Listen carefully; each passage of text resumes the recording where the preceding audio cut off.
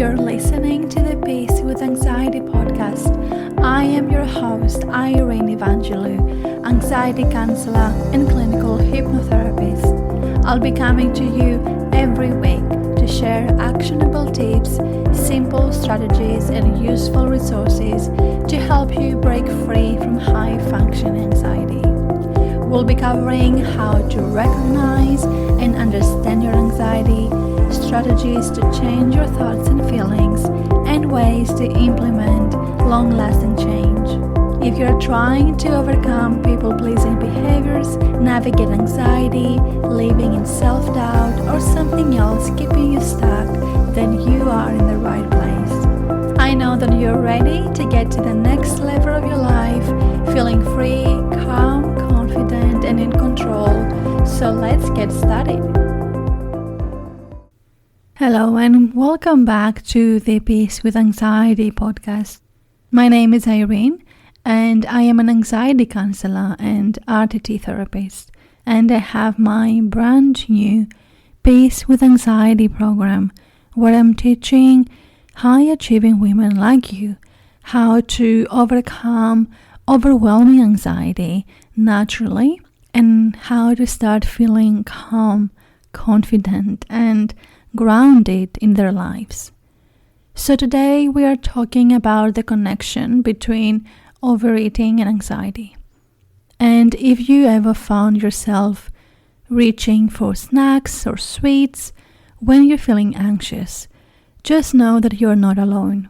Usually you get those cravings late at night and you're feeling a knot in your stomach, so you find yourself opening the fridge and rummaging through the pantry, looking for something, anything that might make you feel a little bit better. So you reach for those cookies, that bag of chips, or maybe some ice cream. And for a brief moment, as you take that first bite, you feel a sense of relief. It's like a small comfort blanket wrapping around you and shielding you from the anxiety and the stress storm. But then after a while, you might start to feel guilty or angry with yourself, or even more anxious than before. So this episode is all about understanding that connection with compassion and empathy. Because what you're experiencing is a common response to anxiety, and it's something so many people go through. It's not about willpower or self-control. It's about recognizing the ways our bodies and minds seek comfort in times of stress. So when we are anxious, our bodies and minds are in a heightened state of stress, looking for ways to soothe the discomfort. And food, especially comfort food that is high in sugar and fat, can provide that temporary sense of relief. But why do we turn to food when we're anxious?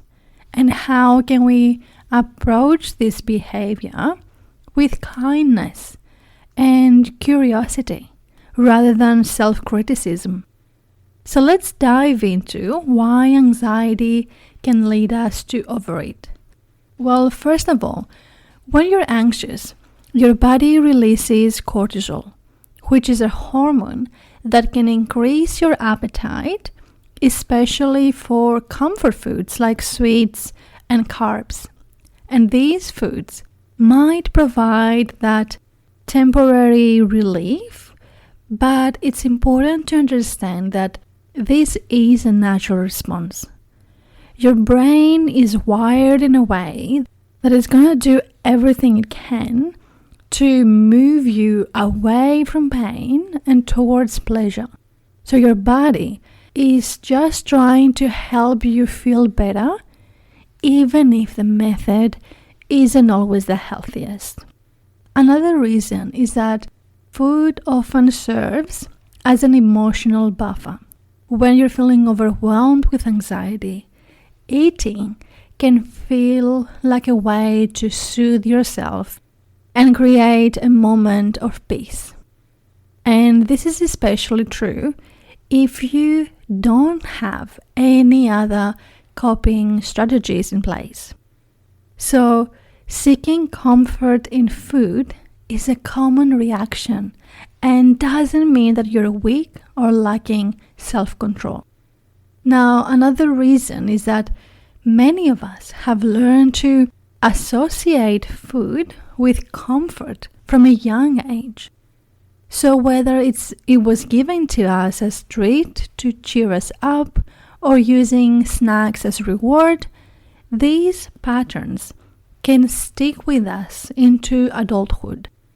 So recognizing the why these patterns is the first big step towards changing them. Now, let's talk a little bit about some common triggers that might lead to overeating when you're feeling anxious. And this is not a comprehensive list, it's just a few of the triggers that many of my clients have identified while we were working together. So the first one is high pressure environments, tight deadlines, or significant major changes in your life that can all trigger anxiety. And during these times, turning to food can feel like a way to regain some control or comfort. Another trigger is feelings of loneliness, sadness, or frustration.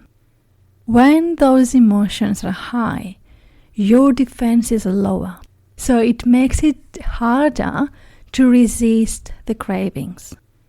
Another trigger is social events or family events that can be very stressful for many of us. And the pressure to fit in or the fear of being judged can lead to overeating as a way to cope with the anxiety of the situation.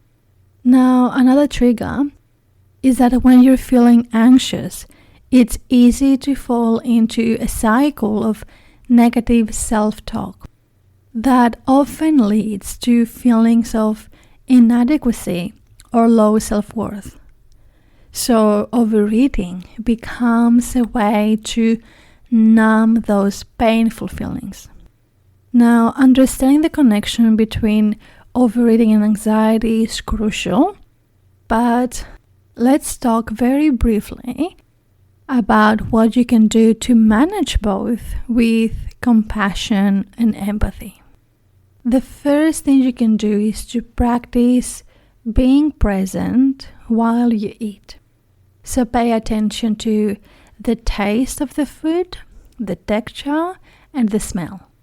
And these can help you enjoy your meals more fully and recognize the signs that you're satisfied. Another way is to find alternative ways to cope with the anxiety. So these might include exercise, journaling, or engaging in a hobby. These activities can provide a healthy outlet for your stress. Another way is to create a routine that includes regular meals and snacks. So avoid skipping meals and following a balanced diet. Now, one very important thing you can do is to reach out for help. Talking to a therapist or a counselor can provide you with strategies to manage anxiety and develop healthier eating habits that are relevant to you. There is no one size fits all. And remember that it is okay to seek comfort in food occasionally. And if you find yourself consistently turning to food to cope with the anxiety, it's really important to approach this behavior with kindness, understanding, and curiosity. Because by recognizing the connection between overeating and anxiety, you can take steps towards healthier coping strategies and a more balanced life. Now, I know how tough it can be to struggle with overeating and anxiety, and if you're looking for more support or personalized guidance, then the Peace with Anxiety program is exactly for you. And together we work for 4 months towards understanding, changing, and finding balance and peace in your life. So if you want more information, click the link in my show notes to find out more, or go to ireneevangelotherapy.com/Peace with Anxiety program. And as always, thank you for listening, and be kind with yourself. You deserve to feel calm, confident, and in control of your life. Until next time, take care. Thank you for listening to the Peace with Anxiety podcast. If you found any value in today, I would really appreciate if you would leave me a review and share this episode on your Instagram story, tagging me at Irene, the Anxiety Therapist. Also, make sure you subscribe to this podcast so you don't miss an episode. All the links are found below in the show notes. Thank you for listening, and I look forward to seeing you in the next episode.